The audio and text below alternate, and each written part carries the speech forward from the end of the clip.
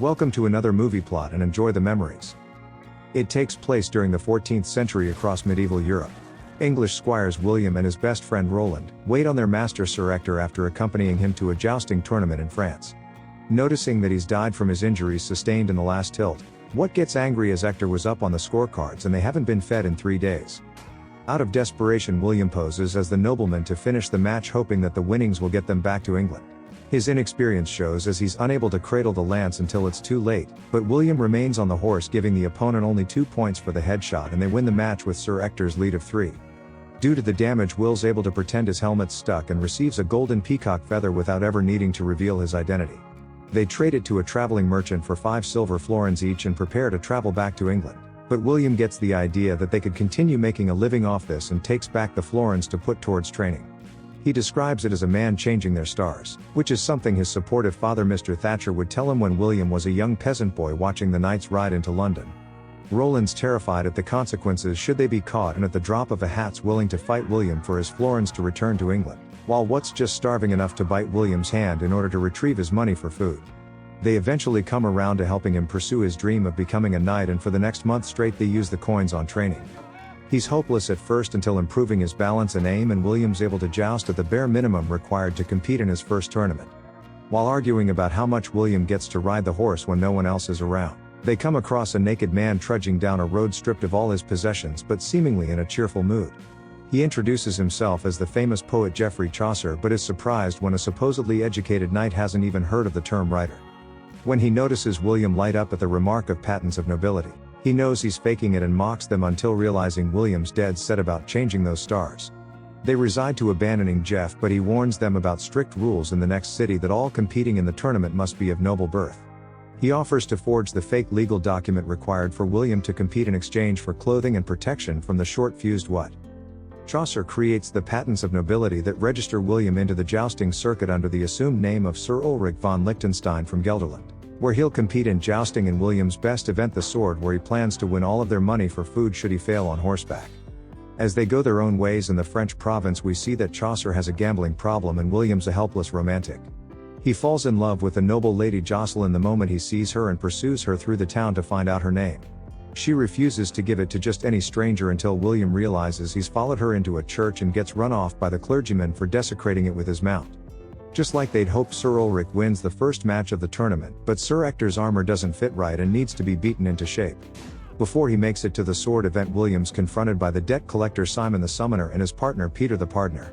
They've stripped down Jeff again, and along with what all threaten to take the 10 gold florins that he owes them from his flesh. William saves him by pledging to give them the money from his tournament winnings, and therefore gains Geoffrey's devout loyalty, who serves as his herald at the tournaments from therein after. With the requirement for the duels being the first knight to 5 strikes wins, William loses the first few flags before coming back to win his first event in the sword. With the help of his friends, he goes on to win matches in both events until finally the loose-fitting armor cracks and requires a repair. All of the smithies require coin in advance, but Kate's willing to do it if it proves to the male blacksmiths that she's equally as qualified. Meanwhile, Jocelyn attends the tournament, where a powerful general, Count Adhemar, has taken a liking to her.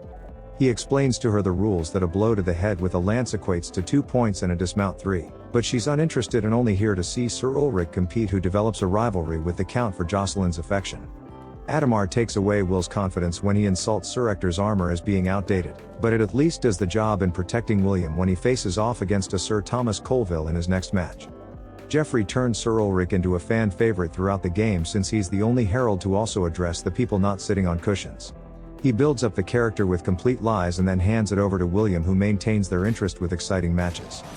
Whether it's his lack of training or genuine bravery, Ulrich's described by the Count's own herald Germaine as being fearless for not turning his head away from the blows like most other knights, and instead keeps his eyes on the prize. During their match, William deals a crippling blow on Colville, and rather than finish him off, William agrees to a draw in order to preserve the real knight's honor. It surprises everyone, including Adhemar and his herald, who call it cowardice, but Jocelyn rebuts how admirable it is for a knight to show mercy. She asks for her handmaiden Christiana to deliver Ulrich her real name before the finals to give him confidence in going against the undefeated Count Adhemar. The decorated jouster is thrown off by William's lack of any familiar style and draws the first round at 1 lance apiece. They tilt again, but this time the insight from Roland helps Ulrich with landing a second body blow, putting William up 2 lances to 1. Finally the Count rallies, and in the last ride, knocks the helmet from William's face, leaving him staggered, and the count is winner of the tournament at 3 flags to 2. The category champions receive their winnings, where William's still awarded for the sword, and is told by the count that he's been found lacking what it takes for the more prestigious event of jousting.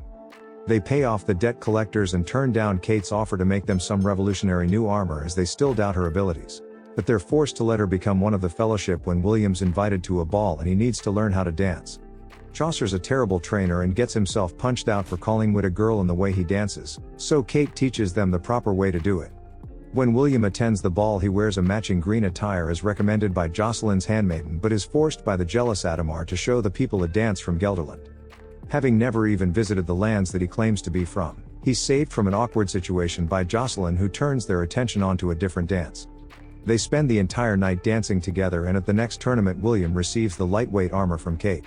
Skeptical of it at first, they test it to find it as hard as any steel plating, and despite being laughed at by the other knights, it assists William all the way to the finals, where his next opponent will be the winner of Adhemar and Colville. Adhemar withdraws at the last minute, leaving William angry that he doesn't get to tilt with him again, and Geoff going to find out why. When William's about to ride against Colville, it's revealed that his true identity is that of the future King of England, the Black Prince Edward, which is why all other noblemen withdraw, not willing to take the risk of harming royalty. It disappoints Edward, but to his pleasure William refuses to withdraw, and they joust to a draw, but the prince needs to retire now that his secret's out, resulting in a win for William, who he appreciates the show of respect for riding when he knew his identity. Following William's disappointment that he didn't get to face the count, it comes across in his heated argument with Jocelyn, where they part ways on bad terms. At the next tournament they learn that General Adhemar's returned to the war, making William distraught at never getting another chance to verse him. He focuses on Jocelyn, and the five use all of their past experiences, like ex-girlfriends and Kate's late husband, to write a letter in Sir Ulrich's name and win back her heart. It's delivered by Wit, who requests the lady attend the next tournament and receives a token to return to William. The next games are in the city of Paris, where the team's overconfidence has them gamble all of their accumulated winnings that William will defeat the French competition in their own capital. The one actually competing meets with Jocelyn simultaneously, where he's unable to replicate the poetry spoken in his letter, and she's not fully convinced where his focus is. She tells him that he must lose the tournament to prove he loves her more than the game, but William refuses to openly surrender, but does just that when the tournament begins and accepts defeat after defeat. It confuses the hell out of his friends, but shows Jocelyn that he cares more about her than winning, and changes her mind. As the crippled William gets his arm reset after the last clash, Christiana delivers the word that he now must win. Grumpier than ever, he goes on to win the tournament, taking out all of the French competition and winning big for the team. At night Jocelyn joins Ulrich in bed, where she learns that his real name's William after overhearing his friends, but not that he's a commoner. The next morning the group travels to William's hometown of London for the World Jousting Championships after being away for 12 long years. In a flashback we're shown that his father reluctantly gave him over to a healthier Sir Ector to serve with a young Roland as his squire. Wanting the best for his son, John told young William once again about changing his stars and to learn from the knight to become an honorable man. Returning to the present, William enters the city as a knight, and sees himself in the young peasant boy watching him from the same stocks that he once sat upon. Although everything appears well, Count Adhemar's learned of William's consistent victories and returned from fighting to end his streak. He also threatens to take Jocelyn away from him and asks around town about Sir Ulrich, but the general consensus is that he's unbeatable on a horseback and would need to be caught sleeping. William visits his childhood home, just assuming that his father's dead, and meets a local girl who reckons Ulrich's her favorite knight. He learns from her that his father still lives in their old house after all these years, but John Thatcher's gone blind and never leaves. He could never visit tournaments to recognize Ulrich as his son, and could only hear the cheers of his name from the stadium. William says that he changed his stars, and John realizes that the famous knight that he's speaking to is actually his son. They talk all night about their time apart, while outside Adhemar's followed him here and is told of William's humble origins from the neighbor. The next day, as William's in a joyful mood gearing up for the games, he's warned that the authorities have been alerted and plan to arrest him on sight. His friends beg him to flee, and Jocelyn even promises to give up her life to run away with him, but he refuses to run, as it isn't something a knight would do, and is arrested the moment he enters the tournament grounds. Obviously Adhemar visits him in prison to beat him around the cell and gloat that he'll now marry Jocelyn in his absence. William's moved to the public stocks, where his friends protect him from the increasingly hostile crowd, when Prince Edward appears to William, who's shown him on 2 separate occasions to have honorable and knightly qualities. He jokes about both lying to compete, then orders him to be released, as his historians have discovered William's from a royal bloodline, and since he's the prince, his word's beyond contestation. His lie repays William for the respect he previously gave him by making his dreams come true when he bestows upon him a knighthood. The newly dubbed Sir William goes on to resume his place in the tournament and compete against Adhemar in the finals. Even Germaine's now addressing the commoners, which has made him a favorite among them, and Adhemar cheats with a tipped lance in the very first round. He lands a shot to William's shoulder, putting him 1 point up on the scoreboard and crippling William, who's now unable to grip his lance properly. On the second tilt he drops the lance, getting him struck in the chest again, and requiring William to dismount Adhemar without being touched in order to win.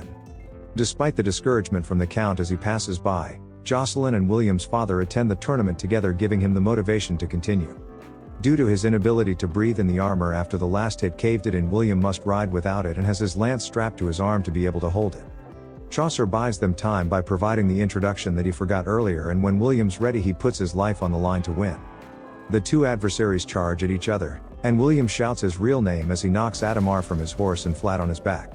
This time the Count finds himself the one wanting, as even his herald celebrates Sir William's victory along with the rest of the crowd.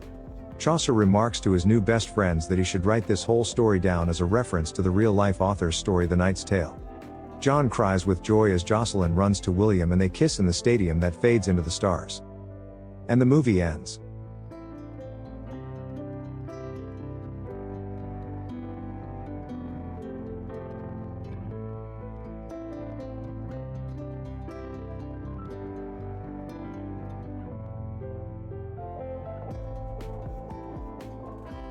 It's called a lance. Hello?